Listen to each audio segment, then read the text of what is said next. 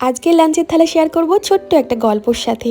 আজ রবিবার, মিঠাইয়ের আঁকা স্কুলের অ্যানুয়াল এক্সাম ছিল আজকে। সকাল 10টায় ওকে আঁকা স্কুলে দিয়ে এসে সবে বাজারে গিয়ে এক রকমের মাছ কিনেছি। হঠাৎ করে ফোন এলো, রান্নাবান্না কি হয়ে গেছে? আমি বললাম না, সবজি কেটে এসেছি, বাড়ি গিয়ে একটা মাছের ঝোল করব। তো ফোনে রিকোয়েস্ট এলো, আর মাছের ঝোল করতে হবে না, একটু ভাত করে নিও, বাচ্চাদের পছন্দের চিকেন করেছি তো একটু চিকেন পাঠাবো, ওই দিয়েই তোমরা দুপুরে খেও।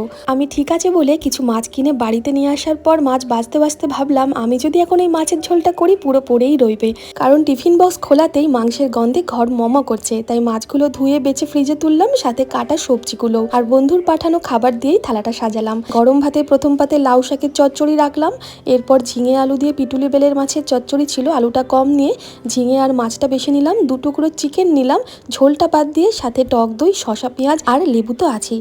বন্ধুর হাতের রান্না দিয়ে দুপুরের খাওয়াটা তৃপ্তি সহকারেই করেছি। তোমাদের জীবনে এরকম বন্ধু থাকলে কমেন্টে তার নামটা বলে যেও।